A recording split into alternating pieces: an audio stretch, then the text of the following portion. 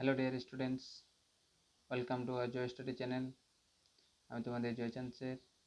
আজকে আমি ক্লাস 8-এর তাপ চ্যাপ্টারে যে সমস্ত গুরুত্বপূর্ণ প্রশ্ন রয়েছে সেগুলো নিয়ে আলোচনা করব, এবং এখানে যেসব প্রশ্নগুলি তোমাদের পরীক্ষার জন্য খুবই গুরুত্বপূর্ণ সেগুলিকে আমি স্টার মার্ক দিয়ে আইডেন্টিফাই করে দেবো।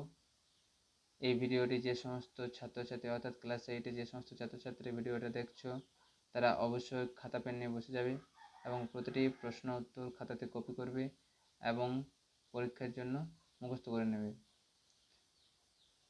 তাহলে ভিডিওটি আর আমি বেশি দেরি না করে শুরু করে দিচ্ছি।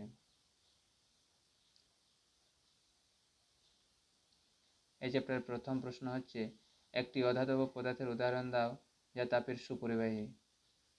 এই প্রশ্নের সঠিক উত্তর হয়ে যাবে গ্রাফাইট। পরবর্তী প্রশ্ন, বিকিরণ প্রক্রিয়ায় তাপ ক্ষয় আটকাতে থার্মোফ্লাক্সের কাঁচের দেওয়ালে কিসের প্রলেপ লাগানো হয়? এই প্রশ্নের সঠিক উত্তর হয়ে যাবে রূপোর প্রলেপ। পরবর্তী প্রশ্ন, ক্যালোরিমিতির মূলনীতি উষ্ণ বস্তু কর্তৃক বর্জিত তাপ সমান শীতল বস্তু কর্তৃক গৃহীত তাপ। এই নীতি প্রযোজ্য হওয়ার জন্য একটি শর্ত উল্লেখ করো। এই প্রশ্নের সঠিক উত্তর হয়ে যাবে বস্তু সংস্থা এবং পারিপার্শ্বিকের মধ্যে তাপের আদান প্রদান হবে না। পরবর্তী একটি গুরুত্বপূর্ণ প্রশ্ন রয়েছে, এটিকে স্টার মার্ক দিয়ে দাও। হিম মিশ্রের একটি ব্যবহার লেখো।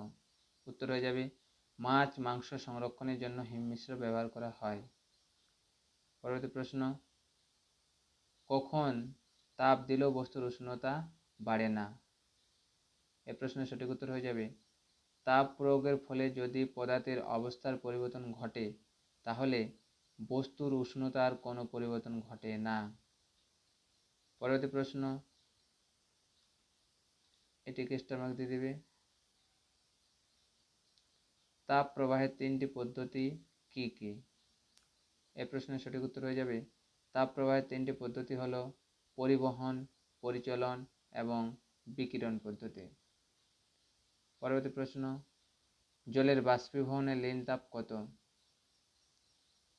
এই প্রশ্নের সঠিক উত্তর হয়ে যাবে 537 ক্যালোরি পার গ্রাম। পরবর্তী প্রশ্ন, থার্মোফ্লাক্স কে আবিষ্কার করেন? এই প্রশ্নের সঠিক উত্তর হয়ে যাবে ইংরেজি বিজ্ঞানী জেমস ডেওয়ার। পরবর্তী প্রশ্ন, তাপ সঞ্চালনের বিকিরণ পদ্ধতি বলতে কি বোঝো?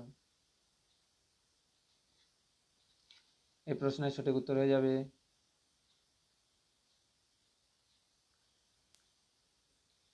যে প্রক্রিয়ায় তাপ উষ্ণ বস্তু, সরি এখানে একটু টাইপিং মিস্টেক হয়ে গেছে,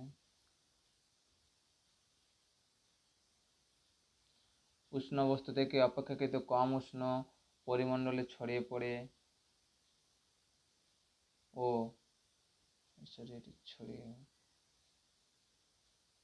ছড়িয়ে পড়ার জন্য কোনো মাধ্যমের প্রয়োজন হয় না তাকে বিকিরণ বলে।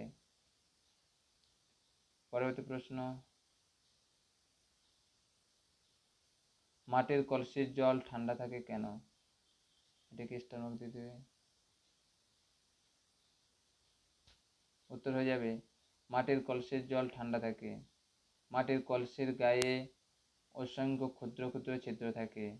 ওই ছিদ্রগুলো দিয়ে সামান্য পরিমাণ জল কলসির বাইরে বেরিয়ে আসে, তখন তার বাষ্পীভবন ঘটে, ফলে দরকার হয় লীন তাপের।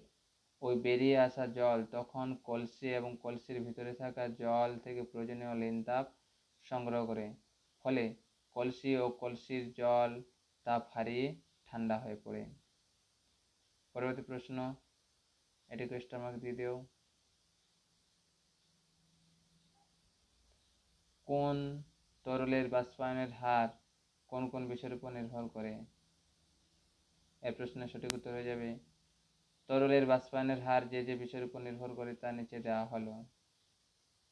উত্তর 1 নম্বর পয়েন্টে রয়েছে, যদি তরলের উপরিতলের ক্ষেত্রফল বেশি হয় তবে বাষ্পায়ন দ্রুত হয়। কারেকশন করে নেবে। পরবর্তী পয়েন্ট, তরলের উষ্ণতা বেশি হলে বাষ্পায়ন দ্রুত হয়। 3 নম্বর পয়েন্ট, তরলের উপর বায়ু চলাচলের ব্যবস্থা থাকলে বাষ্পায়ন দ্রুত হয়। 4 নম্বর পয়েন্ট, তরলের প্রকৃতির উপর বাষ্পায়নের হার নির্ভর করে, যেমন স্পিরিট খুব তাড়াতাড়ি বাষ্পীভূত হয়।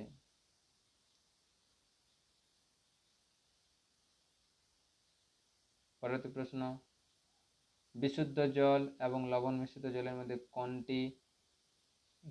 কোনটির স্ফুটনাঙ্ক বেশি হবে? উত্তর হয়ে যাবে লবণ মিশ্রিত জলের স্ফুটনাঙ্ক বেশি হবে। পরবর্তী প্রশ্ন, তাপ সঞ্চালনের কোন পদ্ধতিতে পদার্থটির নিজের বা পদার্থ কণার কোনো সরণ হয় না? উত্তর হয়ে যাবে পরিবহন পদ্ধতিতে। পরবর্তী প্রশ্ন, স্টিমের লিনতাপ 537 ক্যালোরি পার গ্রাম বলতে কি বোঝায়? উত্তর, স্টিমের লিনতাপ 537 ক্যালোরি পার গ্রাম বলতে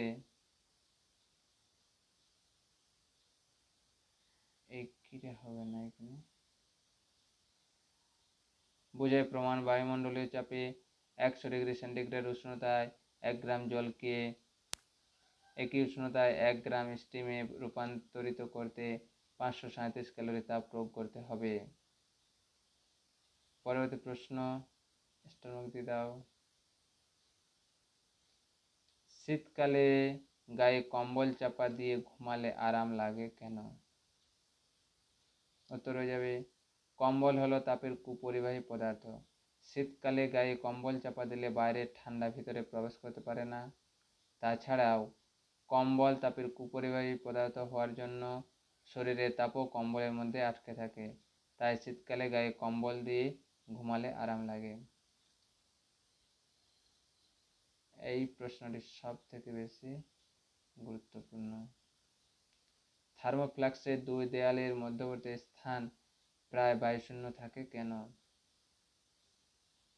এই প্রশ্নের সঠিক উত্তর হয়ে যাবে থার্মোফ্লাক্সের দুই দেওয়ালের মাঝখান প্রায় বায়ুশূন্য থাকায় পরিবহন ও পরিচালন পদ্ধতিতে পাত্রটির বাইরের তাপ ভিতরে এবং ভিতরের তাপ বাইরে যেতে পারে না। পরবর্তী প্রশ্ন, শীতকালে পাখিরা কখনো কখনো পালক ফুলিয়ে বসে থাকে কেন? উত্তর, শীতকালে পাখিরা পালক ফুলিয়ে বসে থাকে এবং রৌদ্রের তাপ শরীরের মধ্যে নেয়। পাখির পালক যেহেতু তাপের কুপরিবাহী, সেহেতু ওই তাপ অনেকক্ষণ পর্যন্ত শরীরের মধ্যে আটকে থাকে, যার ফলে পাখিদের শীতকালে আরাম বোধ হয়। এই কারণে শীতকালে পাখিরা কখনো কখনো পালক ফুলিয়ে রৌদ্রে বসে থাকে। পরবর্তী প্রশ্ন,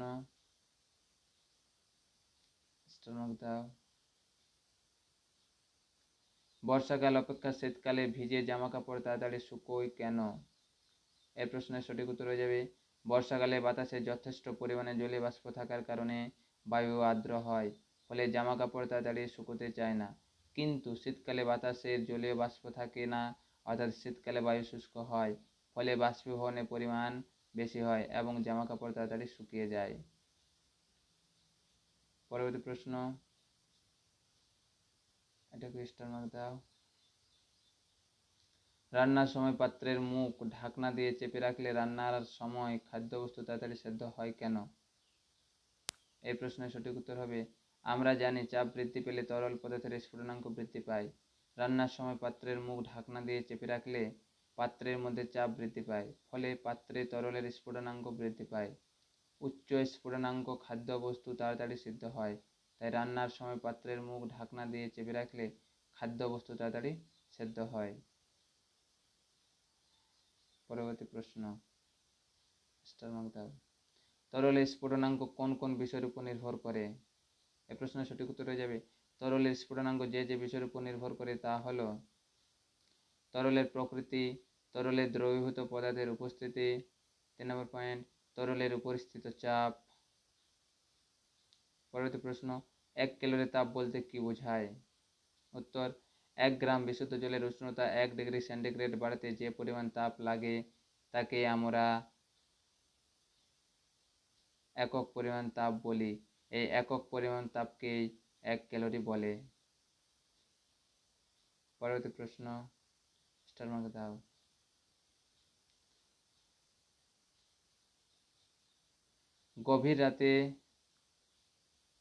গভীর রাতে শিশির পড়ে কেন?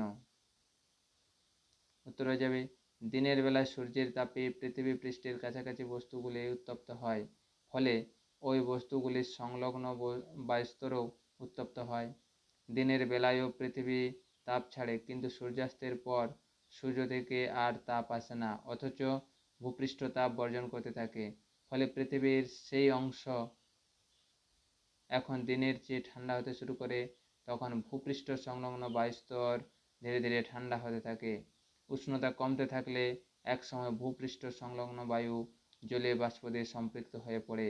উষ্ণতা আরও কমতে থাকলে বায়ু থেকে জলীয় বাষ্প জলকণা হিসেবে আলাদা হয়ে শিশির তৈরি হয়। শিশির পড়ার জন্য এই উপযুক্ত অবস্থা তৈরি হতে বেশ কিছু সময় লাগে, তাই সন্ধ্যাবেলায় শিশির পড়ে না, অথচ গভীর রাতে শিশির পড়ে। পরবর্তী প্রশ্ন,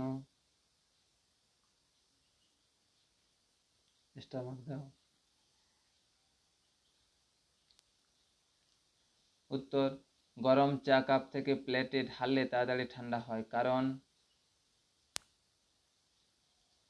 কাপের উপরিতলের ক্ষেত্রফলের চেয়ে প্লেটের উপরিতলের ক্ষেত্রফল অনেক বেশি, যার ফলে বাষ্পীভবনের হার বেশি হয় এবং চা সহজে ঠান্ডা হয়। পরবর্তী প্রশ্ন, স্টার মার্ক দাও। শীতকালে উলের পোশাক আরামদায়ক হয় কেন? এই প্রশ্নের সঠিক উত্তর হয়ে যাবে উলের পোশাক তাপের কুপরিবাহী, তাই ঠান্ডার সময় বাইরের ঠান্ডা উলের পোশাক ভেদ করে ভিতরে প্রবেশ করতে পারে না। তাছাড়া উলের পোশাক যেহেতু তাপের কুপরিবাহী, তাই শরীরের তাপও উলের পোশাকের মধ্যে আটকে থাকে, বাইরে বেরিয়ে যেতে পারে না। তার জন্য শীতের সময় উলের পোশাক পরা আরামদায়ক। টাইপিং মিস্টেক হয়ে গেছে, কিছু মনে করো না। পরবর্তী প্রশ্ন, মোস্ট ইম্পর্টেন্ট, স্টার মার্ক লাগাও। পরিবহন ও পরিচালন পদ্ধতির মধ্যে দুটি পার্থক্য লেখ। তাপের পরিবহন পদ্ধতি, এই পদ্ধতিতে তাপ সঞ্চালনের সময় পদার্থটির নিজের বা পদার্থ গঠনকারী কণার কোনো সরণ হয় না। এই পাশে রয়েছে তাপের পরিচালন পদ্ধতিতে, এই পদ্ধতিতে তাপ সঞ্চালনের সময় পদার্থটির নিজের বা পদার্থ গঠনকারী কণার সরণ হয়। এরপরে তাপের পরিবহনের 2 নম্বর পয়েন্ট হচ্ছে, শুধুমাত্র কঠিন পদার্থের ক্ষেত্রে এই পদ্ধতিতে তাপের সঞ্চালন হয়। এই পাশে তাপের পরিচালন পদ্ধতিতে রয়েছে, তরল ও গ্যাসীয় উভয় পদার্থের ক্ষেত্রে এই পদ্ধতিতে তাপের সঞ্চালন হয়। এটাকে ট্রিপল স্টার দিয়ে দাও। থার্মোফ্লাক্সের কার্যনীতি লেখো। উত্তর, থার্মোফ্লাক্সের পাত্রের কাঁচ তাপের কুপরিবাহী, পাত্রটির খোলা মুখে ছিপিও তাপের কুপরিবাহী। পাত্রটির কাঁচ দিয়ে তৈরি অংশটির চারপাশ কুপরিবাহী পদার্থ দিয়ে ঘেরা, ফলে পরিবহনের সাহায্যে তাপ সঞ্চালন ব্যাহত হয়। আবার দুই দেওয়ালের মাঝখানে প্রায় বায়ুশূন্য থাকায় পরিবহন ও পরিচালন পদ্ধতিতে পাত্রটির বাইরের তাপ ভিতরে এবং ভিতরের তাপ বাইরে যেতে পারে না। বিকিরণ প্রক্রিয়ায় বাইরের থেকে তাপ ভিতরে প্রবেশ করার সময় প্রথম দেওয়াল দ্বারা প্রতিফলিত হয়ে ফিরে যায়। ভিতর থেকে বাইরে যাওয়ার সময় দুই দেওয়ালের চকচকে পৃষ্ঠের জন্য পাত্রের ভেতর থেকে তা প্রতিফলিত হয়ে পাত্রের মধ্যেই ফিরে যায়। তাপের বিকিরণ অনেক কম হয়। এখানে তাপের এই আচরণ আলোর প্রতিফলন ধর্মের মতো। এভাবে তাপ সঞ্চালনের সমস্ত প্রক্রিয়া ব্যাহত হয়, ফলে অনেকক্ষণ ধরে ফ্লাক্সে শীতল বস্তু শীতল ও উষ্ণ বস্তু উষ্ণ থাকে। পরবর্তী প্রশ্ন, দিয়ে দাও। শীতকালে ভোরের দিকে কুয়াশা দেখা যায় কেন? উত্তর, শীতকালে রাতে বাতাস প্রায় স্থির থাকলে ভূপৃষ্ঠের কাছাকাছি অনেকখানি জায়গায় বায়ু ধীরে ধীরে শীতল হয়ে জলীয় বাষ্প দিয়ে সম্পৃক্ত হয়ে পড়ে। ওই জলীয় বাষ্প ঘনীভূত হয়ে বাতাসে ভাসমান ধূলিকণার উপর জলকণা রূপে জমা হয়ে ভাসতে থাকে। এই কারণে শীতকালে ভোরের দিকে কুয়াশা দেখা যায়। পরবর্তী প্রশ্ন, তামার আপেক্ষিক তাপ 0.09 ক্যালোরি পার গ্রাম ডিগ্রি সেন্টিগ্রেড। 70 গ্রাম ভরের তামার টুকরো উষ্ণতা 20 ডিগ্রি বৃদ্ধি করতে হলে কত পরিমাণ তাপ লাগবে তা নির্ণয় করো। উত্তর, তামার আপেক্ষিক তাপ S = 0.09 ক্যালোরি পার গ্রাম ডিগ্রি সেন্টিগ্রেড। তামার ভর M = 70 গ্রাম। উষ্ণতা T = 20 ডিগ্রি সেন্টিগ্রেড হলে উষ্ণতা বৃদ্ধি করতে তাপ লাগে H। আমরা জানি H = mST। H = 70 × 0.09 × 20 calorie = 126 calorie. পরবর্তী প্রশ্ন, 100 কিলোক্যালোরি তাপ যোগ করে 5 গ্রাম জলের উষ্ণতা কত ডিগ্রি সেলসিয়াস বাড়ানো যাবে? উত্তর, H = mST। H হচ্ছে 100 ক্যালোরি, M হচ্ছে 5 গ্রাম, জলের S হচ্ছে 1। H = mST, T = H/ms, T = 100/5, T = 20 degree centigrade. পরবর্তী প্রশ্ন, একটি 50 গ্রাম ভরের পদার্থ খণ্ডের উষ্ণতা 2 ডিগ্রি সেন্টিগ্রেড বৃদ্ধি করতে 25 ক্যালোরি তাপের প্রয়োজন হয়। ওই পদার্থের আপেক্ষিক তাপ কত? উত্তর, পদার্থের আপেক্ষিক তাপ S সমান কত?